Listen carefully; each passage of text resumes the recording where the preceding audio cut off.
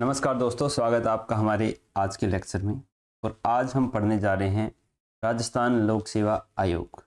इसमें हम state public service commission के क्या संवैधानिक प्रावधान हैं, भाग 14 अनुच्छेद 315 से 323 में वो देखेंगे। राजस्थान लोक सेवा आयोग का गठन देखेंगे, उनके शुरुआत के अध्यक्ष देखेंगे, वर्तमान अध्यक्ष देखेंगे। बाकी जो सारी चीज़ें होती है उनकी नियुक्ति कौन करता है, और साथ साथ में जो जॉइंट पब्लिक सर्विस कमीशन है, संयुक्त लोक सेवा आयोग है, उसके बारे में भी हम साथ के साथ देखेंगे। तो राजस्थान लोक सेवा आयोग कहाँ पर दिया गया है? ये एक क्या है? संवैधानिक निकाय है। संवैधानिक निकाय, संवैधानिक क्या चीज़ होती है जिसका उल्लेख हमारे संविधान में दिया गया होता है। एक होती है संवैधानिक, जो अधिनियम बना करके संसद के द्वारा बनाया जाता है। तो संवैधानिक निकाय है। तो संविधान में इसकी व्यवस्था कहाँ पर दी गई है? ये दी गई है भाग 14 में।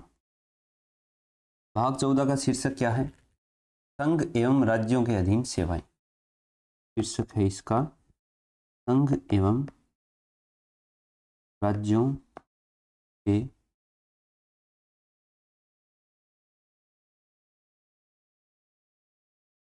का जो दूसरा अध्याय है लोक सेवा आयोग, उसमें अनुच्छेद 315 से लेकर के और 323 तक संघ लोक सेवा आयोग, राज्य लोक सेवा आयोग और संयुक्त लोक सेवा आयोग, तीनों के प्रावधान है वो साथ साथ में दिए गए हैं।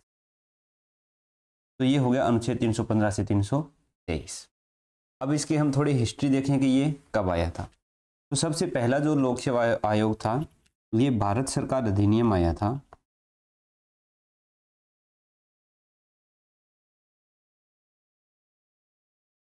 1919। इसके प्रावधानों के आधार पर 1926 में लोक सेवा आयोग का गठन किया गया।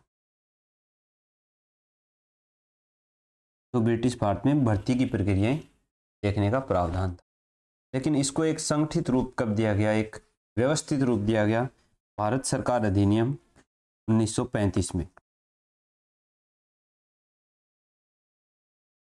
भारत सरकार अधिनियम 1935, इसमें एक फेडरल पब्लिक सर्विस कमीशन बनाया गया। केंद्र के स्तर पर क्या बनाया गया? फेडरल पब्लिक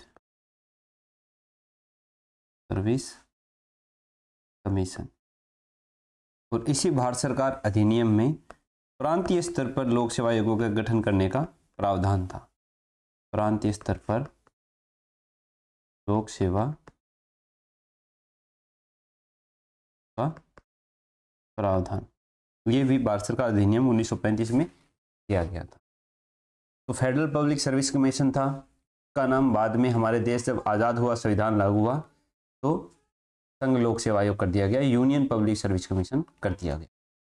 बात करें प्रांतों के स्तर पर लोक सेवा आयोग की, तो राजस्थान की 3 रियासतें ऐसी थी जिनमें स्वतंत्रता से पहले लोक सेवा आयोग गठित हो चुका था। वो 3 रियासतें थी जोधपुर,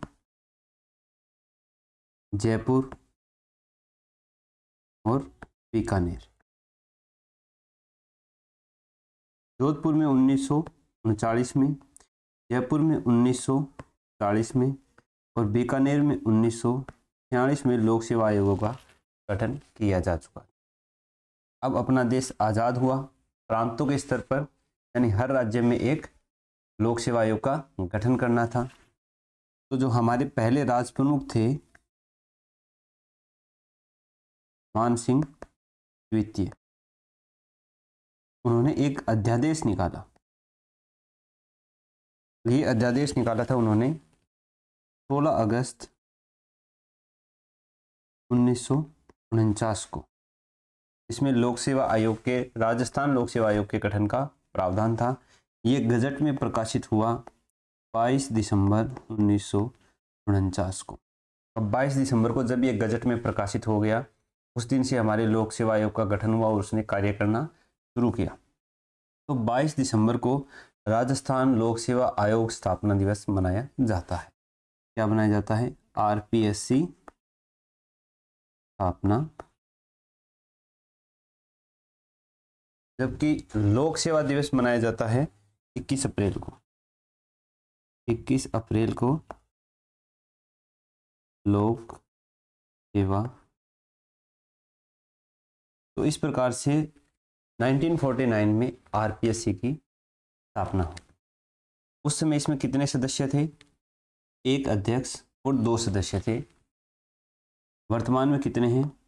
1 + 7, एक अध्यक्ष और 7 अन्य सदस्य हैं। उस समय अपने प्रथम अध्यक्ष कौन थे? आरपीएससी के अध्यक्ष प्रथम एस.के. घोष थे। एस.के. घोष थे, जो उस समय अपने राजस्थान हाई कोर्ट के चीफ जस्टिस थे। उन्हीं को आरपीएससी का अध्यक्ष नियुक्त किया गया था। तो ये हो गई थोड़ी सी हिस्ट्री से संबंधित बातें। अब बात करते हैं हम अपनी पॉलिटी की। पॉलिटी में हम बात करेंगे तो हमें संवैधानिक प्रावधानों को देखना है 315 से 323 तक।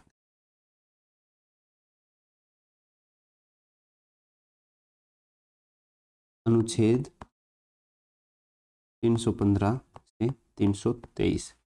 लेकिन इनके अलावा 2 अनुच्छेद और ऐसे हैं जो राज्य लोक सेवा आयोग से संबंधित है। एक है अनुच्छेद 16, जो लोक नियोजन के अवसरों में समानता से संबंधित है। में लोक सेवा आयोग है वो आरक्षण से संबंधित अपनी सिफारिशें देता है। और दूसरा है 234। 234 में क्या है कि जो अपना ये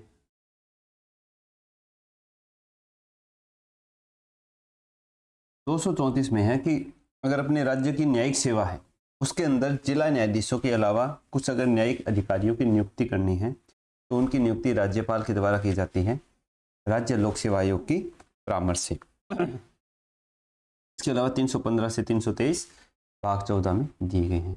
अब 315 से 323 क्या क्या है इनको हम देख लेते हैं।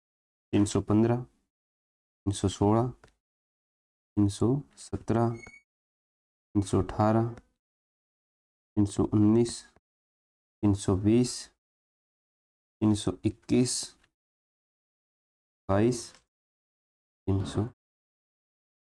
315 में क्या है? संघ लोक सेवा आयोग हो गया, राज्य लोक सेवा आयोग हो गया या संयुक्त राज्य लोक सेवा आयोग हो गया, इनके गठन का प्रावधान है। 316 में है इनकी नियुक्ति एवं पदावधि, यानी अध्यक्षों और सदस्यों की नियुक्ति एवं पदावधि। 317 में ठीक है नियुक्त हो गए, पदावधि हो गई। 317 में है इनकी बर्खास्तगी एवं निलंबन। बर्खास्त और निलंबन में तो आपको अंतर पता ही होगा। बर्खास्त होता है कि पूर्ण रूप से सर्विस से निकाल देना, और निलंबन होता है कि अस्थायी रूप से उसके कार्य करने पर रोक लगाना, न कि उसको सेवा से निकाल देना। बर्खास्त की निलंबन हो गया। 318 में है सेवा शर्तों एवं अन्य विनियमन। सेवा शर्तें एवं विनियमन। 19 के अंदर है सेवानिवृत्ति के बाद, सेवा निवृत्ति के बाद जो पद धारण है उनसे संबंधित प्रावधान है। 320 में है उनके कार्य या कर्तव्य, लोक सेवा आयोग के क्या कार्य होंगे और क्या कर्तव्य होंगे। 321 में है कृत्यों का विस्तार, यानी इनके काम है उनको बढ़ाया भी जा सकता है। 322 में है इनके व्यय यानी खर्चे, और 323 में है वार्षिक प्रतिवेदन। ठीक, प्रतिवेदन। अब हम इन एक एक अनुच्छेद को देखते हैं। सबसे पहले देखते हैं कि गठन। गठन कौन करेगा? राज्य लोक सेवा आयोग का गठन राज्यपाल के द्वारा किया जाएगा। गठन देखो, राज्य लोक सेवा आयोग में बोलूंगा तो आरपीएससी बोलूंगा, उसको आरपीएससी लिखूंगा। साथ साथ में हमें क्या पढ़ना है? संयुक्त राज्य लोक सेवा आयोग, तो उनको मैं जेपीएससी लिखूंगा। ठीक है, इसका गठन किसके द्वारा किया जाएगा? राज्यपाल के द्वारा किया जाएगा। अध्यक्ष और सदस्यों की नियुक्ति कौन करेगा? अध्यक्ष प्लस सदस्य, इनकी नियुक्ति किसके द्वारा की जाएगी? राज्यपाल के द्वारा की जाएगी। ठीक है, ये अपना त्यागपत्र किसको देंगे? त्यागपत्र राज्यपाल को देंगे, नियुक्ति हो गई इनके द्वारा। लेकिन अगर इनको हटाना है तो वो कौन करेगा? वो करेगा प्रेसिडेंट यानी राष्ट्रपति। ये चीजें हमें ध्यान में रखनी है। तो गठन किसके द्वारा किया जाएगा? राज्यपाल के द्वारा इनका गठन किया जाएगा। किस प्रकार से गठन होगा? इसकी विधि है वो राज्य विधानमंडल बनाएगा। विधि कौन बनाएगा? राज्य।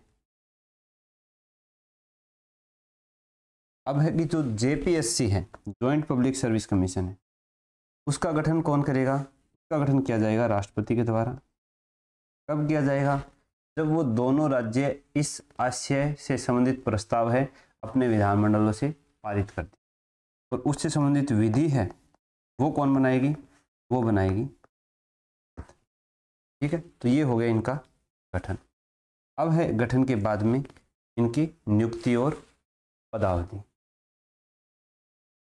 नियुक्ति एवं पदावधि। नियुक्ति मैंने आपको बता दी है। राज्य वाले की कौन करेगा? आरपीएससी की राज्यपाल करेगा, जेपीएससी की राष्ट्रपति। आरपीएससी के राज्यपाल को अपना त्यागपत्र देंगे, जेपीएससी के राष्ट्रपति को अपना त्यागपत्र। बात करें पदावधि की, तो पदावधि है इनकी पद ग्रहण से 6 वर्ष या 65 वर्ष की आयु तक। ठीक है, 662। यूपीएससी वालों की कितनी है? 665 है, याद रखना है। यूपीएससी की 665 है, आरपीएससी की है 662। पहले ये कितनी थी? 62 जो है ये 60 वर्ष थी, लेकिन बाद में 41वें संविधान संशोधन द्वारा 1976 में इसको बढ़ा करके 62 वर्ष कर दिया। जेपीएससी के सदस्यों की भी सेम पदावधि रहेगी, अध्यक्ष हो चाहे सदस्य हो, 6 वर्ष और 62 वर्ष। ये होगी इनकी नियुक्ति एवं पदावधि हो। नियुक्ति एवं पदावधि के बाद में है, इसमें और तो कुछ है नहीं, बर्खास्तगी या हटाया जाना। बर्खास्तगी, हटाया जाना, चाहे यूपीएससी हो, चाहे आरपीएससी हो, चाहे जेपीएससी हो, तीनों के सदस्यों और अध्यक्षों को कौन हटा सकता है? राष्ट्रपति। राज्यपाल के पास इसकी पावर नहीं है। किस आधार पर हटाया जाएगा? एक है अगर वो कदाचार का दोषी पाया जाता है।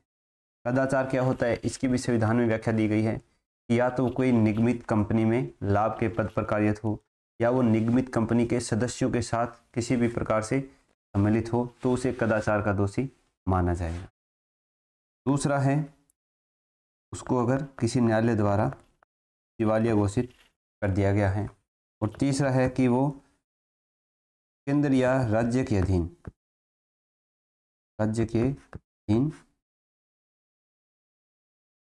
कोई लाभ का पद है ग्रहण कर लेता है। इसमें साथ में यह भी है कि वो पुनर्नियुक्ति के बाद भी केंद्र और राज्य सरकार में लाभ का पुनर्नियुक्ति यानी सेवानिवृत्ति के बाद में भी केंद्र या राज्य सरकार के अधीन लाभ का पद ग्रहण नहीं करेगा। तो ये हो गई इनकी बर्खास्तगी और पद से हटाया जाना।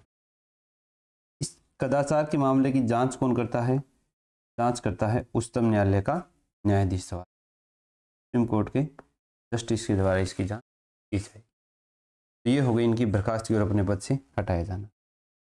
अब है कि ये जो कर्मचारी होंगे लोक सेवा आयोग में या अध्यक्ष सदस्य होंगे, तो इनकी सेवा शर्तों का निर्धारण कौन करेगा? इससे संबंधित विनियमन है वो कौन बनाएगा? तो ये बनाए जाते हैं राज्यपाल के द्वारा। एक बात मैं बताना भूल गया था नियुक्ति में कि राज्यपाल अध्यक्ष एवं सदस्यों की नियुक्ति करता है, तो उसमें मंत्रिपरिषद की सलाह पर वो इन सदस्यों की नियुक्ति करता है। बता देता हूँ, नियुक्ति करता है, लेकिन वो नियुक्ति किसके द्वारा होगी? मंत्रिपरिषद की सलाह से, मंत्रिपरिषद की सलाह से। अब यहाँ मुद्दा उठता है कि वो किन सदस्यों को नियुक्त करेगा, उनकी योग्यता क्या होनी चाहिए। तो योग्यता के बारे में कोई खास वर्णन नहीं है, सिर्फ इतना बताया गया है कि 50% सदस्य हैं वो ऐसे होने चाहिए जिन्होंने कम से कम केंद्र या राज्य के अधीन सेवा में 10 वर्ष का अनुभव हो। केंद्र या राज्य के अधीन 10 वर्ष का अनुभव हो, वो सदस्य होंगे। और 50% सदस्य ऐसे होंगे जो राजनीतिक हो गया, शिक्षा हो गया, समाज सेवा हो गई, ये विशेष क्षेत्र के 50% सदस्य अन्य हो सकते हैं। अध्यक्ष कौन होगा के बारे में कोई स्पष्ट प्रावधान, तो ये चीज़ हमें याद रखनी। अब होगी बर्खास्त किया हटाया जाना। सदस्यों की संख्या कितनी होगी ये कौन डिसाइड करेगा? संख्या भी किसके द्वारा डिसाइड की जाएगी? राज्यपाल के द्वारा डिसाइड की जाएगी। तो हमारी वर्तमान में 1+7 है, शुरुआत में 1+, ठीक है, ये याद रख लें। के बाद में आ गया ये सदस्य अध्यक्ष हो गए, कर्मचारी हो गए, उनकी सेवा शर्तों का निर्धारण कौन होगा? सेवा शर्तों का, इनकी सेवा शर्तों का निर्धारण है वो राज्यपाल के द्वारा किया जाएगा, और बाद में उनमें अलाभकारी परिवर्तन नहीं किया जा सकता। लाभकारी परिवर्तन नहीं किया, ठीक है। तो ये हो गई सेवा शर्तों का निर्धारण हो गया। इसके बाद आता है अनुच्छेद 319, जिसमें है सेवानिवृत्ति के बाद, सेवानिवृत्ति के बाद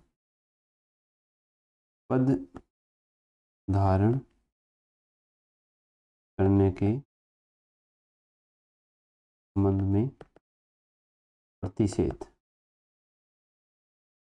अगर वो एक बार, चाहे वो अध्यक्ष है या सदस्य है, वो अपने पद से सेवानिवृत्त हो गया, तो वो दोबारा कहाँ पर अपॉइंट हो सकता है, कहाँ पर अपॉइंट होने के लिए अयोग्य होगा? तो सबसे पहला है कि अगर आरपीएससी का अध्यक्ष हो या सदस्य हो, वो किसी दूसरे स्टेट पीएससी में केवल अध्यक्ष बन सकता है, सदस्य नहीं बन सकता। ये हमें याद रखना है, ठीक है। कोई सदस्य है वो भी अध्यक्ष बनेगा, और कोई अध्यक्ष है वो भी अध्यक्ष बन सकता है, सदस्य दोबारा नहीं बनेगा। लेकिन ये जो दोनों हैं अध्यक्ष और सदस्य किसी भी स्टेट पीसीएस के, ये यूपीएससी में अध्यक्ष और सदस्य दोनों बन सकते हैं, अध्यक्ष प्लस सदस्य, क्योंकि ये ऊपर का निकाय हो गया, एक वरिष्ठ निकाय है, तो इसमें अध्यक्ष प्लस सदस्य दोनों बन सकते हैं। इसमें केवल अध्यक्ष बनेंगे, सदस्य नहीं बन पाएंगे। दोबारा अपने ही लोक सेवा आयोग में ना अध्यक्ष बन सकते हैं ना सदस्य बन सकते, ठीक है, ये हमें याद रखना है। इसके अलावा वो किसी भी केंद्र या राज्य सरकार के अधीन लाभ का पद धारण नहीं करेंगे।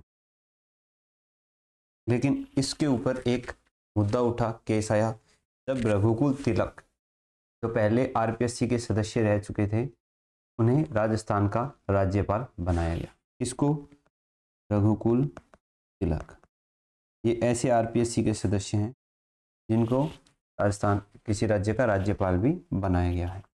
इनके ऊपर ये मामला उठा था 1979 में, लेकिन बाद में न्यायालय ने यह निर्णय दिया कि राज्यपाल का पद है वो सरकार के अधीन लाभ का पद नहीं है। तो राज्यपाल का पद जो है वो लाभ का पद नहीं है। इससे क्या स्पष्ट हुआ कि अगर किसी भी लोक सेवा आयोग का सदस्य या अध्यक्ष है तो हम किसी भी राज्य का राज्यपाल बना सकते हैं। तो ये हो गया सेवानिवृत्ति के बाद पद धारण करने के संबंध में निषेध हो गया। इसके बाद आते हैं लोक सेवा आयोग के कार्य या कर्तव्य। लोक सेवा आयोग कार्य, ये क्या काम करता है लोक सेवा आयोग? ये तो हमें मोटा मोटी पता ही है कि ये लोक सेवकों की भर्ती करता है, उनका चयन करता है राज्य के लिए। राज्य की सेवाओं में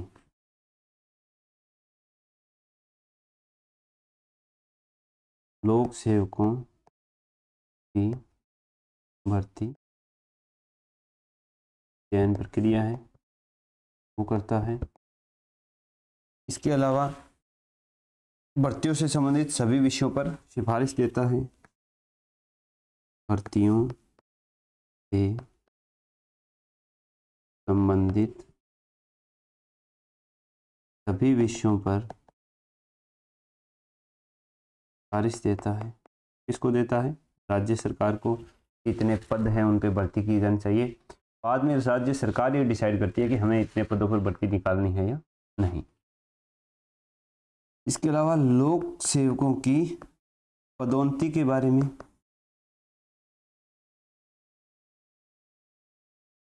सिफारिश देता है। लोक सेवकों की एक सेवा से दूसरी सेवा में अंतरण, एक सेवा से दूसरी सेवा में अंतरण होना, मतलब सेवा को चेंज करना, सर्विस को, ये करता है। इसके अलावा जो लोक सेवकों के पेंशन या क्षतिपूर्ति के दावे हैं कि उनको अपने कर्तव्यों का निर्वहन करते समय उनके साथ कोई घटना हो जाती है, कोई अंग भंग हो जाता है, क्षति हो जाती है, तो उनके पेंशन और क्षतिपूर्ति का जो निर्धारण है वो लोक सेवा आयोग करता है। इसके अलावा अन्य कर्तव्य जो राज्यपाल उसको करने का आदेश दे, वो सारी कर्तव्यों का वो पालन करता है। और ये एक परामर्शकारी यानी सलाहकारी निकाय है। मतलब इसकी सलाह मानना राज्य सरकार के लिए जरूरी नहीं है, लेकिन अगर इसने कोई सलाह दी है और वो राज्य सरकार मानने से मना करती है तो राज्य सरकार को इसका कारण राज्य विधानमंडल में बताना जरूरी होता है। ठीक है, इसको मेरिट पद्धति के, राज्य के मेरिट पद्धति के वॉचडॉग के रूप में भी जाना जाता है। राज्य की मेरिट पद्धति का वॉचडॉग होता है। ठीक है, तो ये हो गए लोक सेवा आयोग के कार्य। इसके बाद है अनुच्छेद 300, इसके अंदर है कृत्यों का विस्तार। का मतलब हुआ कि राज्य का विधानमंडल है वो विधि बना करके राजस्थान लोक सेवा आयोग को ऐसे और भी कार्य सौंप सकता है जो राजस्थान लोक सेवा आयोग करे। उसके कृत्यों का, कर्तव्यों का, उसके कार्यों का विस्तार राज्य विधानमंडल वो विधि बना करके कर सकता है। इसके बाद है 322 लोक सेवा आयोग के व्यय यानी खर्चे।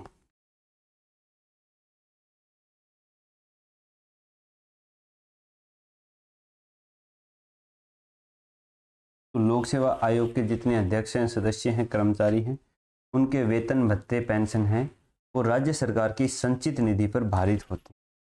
इस पर राज्य सरकार की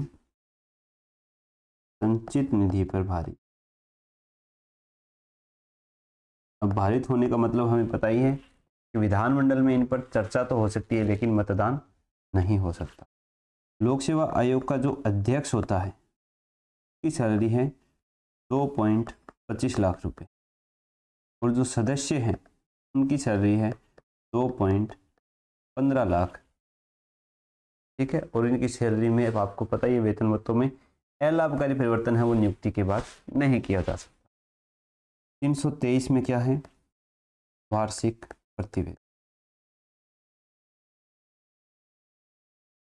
तो जो अपनी आरपीएससी है, ये वार्षिक प्रतिवेदन किसको सौंपती है, राज्यपाल को। तो राज्यपाल उसे कहाँ लिखवाता है, राज्य विधानमंडल के समक्ष लिखवाता है चर्चा के। ये हो गए 323 तक सारे अनुच्छेद अपने पूर्ण। अब हम देखते हैं थोड़ा राजस्थान लोक सेवा आयोग के सचिवालय के बारे में, जो अजमेर में स्थित है। अब अजमेर से मुझे एक चीज़ और याद आ गई कि जब शुरू में 1949 में अपना लोक सेवा आयोग बनाया गया था, तब इसका मुख्यालय कहाँ पर था, जयपुर में था। उसके बाद 1 नवंबर 1956 को एक समिति बनती है, पी सत्यनारायण राव। इसकी सिफारिश पर के मुख्यालय को जयपुर से कहाँ स्थानांतरित कर दिया गया, अजमेर स्थानांतरित। ये याद रखना है, ये पॉइंट बन सकता। शुरू में कहाँ था, 49 में जयपुर में था, 1956 में कहाँ आ गया, अजमेर आ गया। कौन सी समिति की सिफारिश पर, पी सत्यनारायण राव समिति की सिफारिश।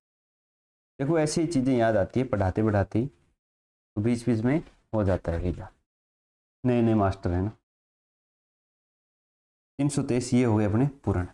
अब हम देखते हैं आरपीएससी का सचिवालय जो अजमेर में।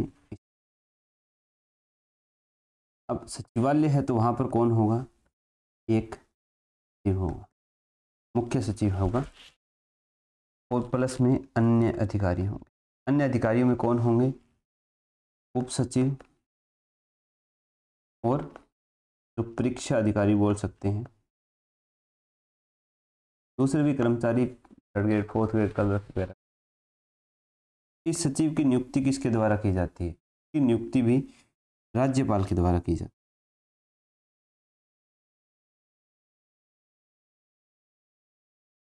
राज्यपाल की अनुमति से की जाती है।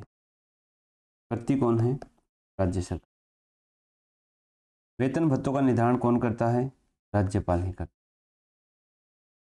ठीक है, ये हो गया। अब इस सचिव के ऊपर अगर अनुशासनात्मक कार्यवाही करनी है, वो कौन करेगा, वो आरपीएससी एक्स कर सकता है, एक्स कर सकता है अनुशासनात्मक कार्यवाही। और इस अनुशासनात्मक कार्यवाही की अपील है, के खिलाफ अपील है, वो सचिव राज्यपाल से कर सकता है।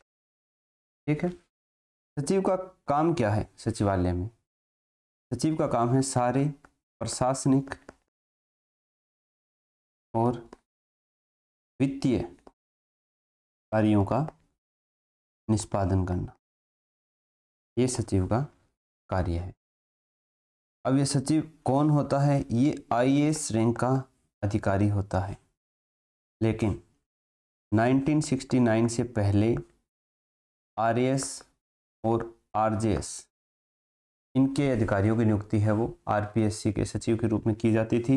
1969 के बाद केवल आईएएस अधिकारी हैं वो ही आरपीएससी के सचिव होते हैं। अब है कि सचिवालय में संभाग हैं 6, वो आरपीएससी पूछ सकती है। सचिवालय के संभाग, संभाग यानी डिवीजन है, अलग अलग सेल बनाई हुई है कार्यों को बांटने के लिए, प्रशासनिक दृष्टि से सुविधा के लिए। इनकी संख्या है 6। कौन कौन से हैं, थोड़ी सी ट्रिक से, पहले 3 तो आराम से याद हो जाते हैं, दूसरे में थोड़ी सा हमें दिमाग लगाना। हम किस परीक्षा की तैयारी कर रहे हैं, आरएएस, राजस्थान प्रशासनिक। तो सबसे पहले है प्रशासनिक भर्ती परीक्षा, ये आपको याद रखनी है, प्रशासनिक भर्ती परीक्षा। ठीक है, प्रशासनिक संभाग हो गया, भर्ती संभाग हो गया, परीक्षा संभाग हो गया। इसके बाद 3 हमें याद रखने हैं। एक, कोई भी सचिवालय है वो क्या रखता है, लेखा जोखा रखता है, तो एक लेखा संभाग होगा, एक विधि संभाग होगा और एक शोध संभाग है। लेखा संभाग, विधि संभाग और एक होगा शोध संभाग। ये 6 संभाग है, इन 6 को आपको याद रख लेना है। हो सकता है कि 4 ऑप्शन लेके पूछ ले कि इनमें से कौन सा संभाग है वो राजस्थान सचिवालय में नहीं होता है। तो जो शोध संभाग है उसमें कई बार डाउट बन जाता है कि सचिवालय में, आरपी सचिवालय में शोध संभाग का क्या मतलब है। तो लेकिन शोध संभाग होता है, ये हमें याद रखना। ठीक है। अब है कि लोक सेवा आयोग की स्वतंत्रताएं क्या है। ऐसी कौन सी स्वतंत्रताएं हैं जिसके कारण राजस्थान लोक सेवा आयोग है वो निष्पक्ष रूप से अपना कार्य कर सकता है। आरपीएससी की स्वतंत्रताएं, आरपीएससी स्टेट पीएससी एक ही बात है ना, स्वतंत्र। सबसे पहली स्वतंत्रता है इनकी कार्यकाल की शुरू, कार्यकाल। दूसरा है कि वेतन भत्तों में अलाभकारी परिवर्तन नहीं किया जा सकता, वेतन भत्तों अलाभकारी परिवर्तन किया जा सकता। तीसरा है ये अपने ही पद पर पुनर्नियुक्ति के पात्र नहीं है, पुनर्नियुक्ति के पात्र नहीं, और बाद में राज्य और केंद्र सरकार में कोई भी लाभ का पद धारण नहीं कर सकते। केंद्र व राज्य सरकार कोई भी लाभ का पद धारण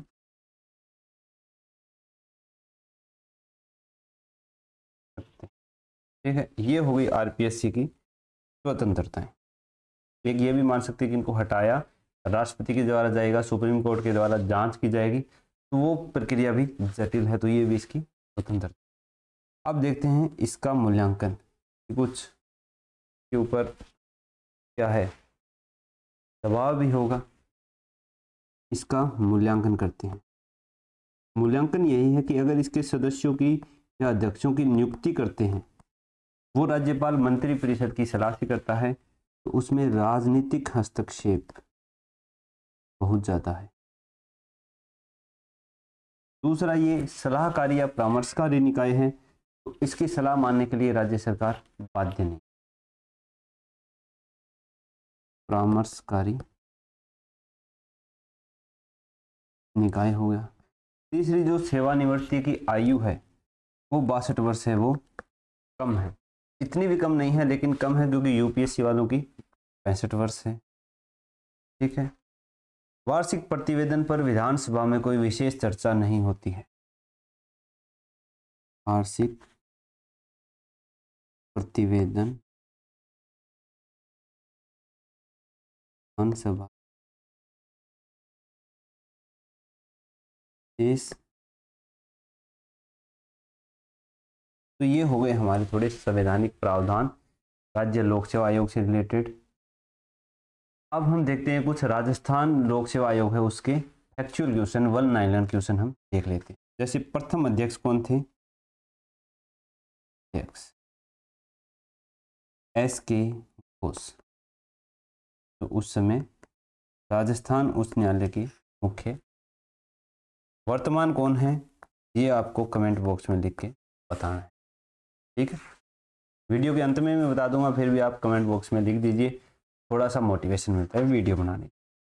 अभी तक 7 महिलाएं की क्या हुई है, सदस्य बनी है, लेकिन आज तक कोई भी महिला है वो आरपीएससी की अध्यक्ष नहीं बनी है। इनमें 2 महिलाएं हैं, कौन सी, कांता कथूरिया और प्रकाशवती शर्मा। ये 2 ऐसी महिलाएं हैं जो आरपीएससी के वो सदस्य रही हैं और बाद में यूपीएससी के भी सदस्य। कांता कथूरिया हैं वो एक्स्ट्रा ऑर्डिनरी महिला हैं। ये राज्य महिला आयोग, जो अपना राजस्थान राज्य महिला आयोग है उसकी प्रथम अध्यक्ष रही है, राज्य महिला आयोग की प्रथम अध्यक्ष रही है कांता कथूरिया। के बाद में रघुकुल तिलक वाला मैंने आपको बता दिया था कि ये ऐसे आरपीएससी सदस्य हैं जो बाद में राज्यपाल भी रहे हैं। इसके बाद में एक दो बार प्रश्न पूछा जाता है कि सर्वाधिक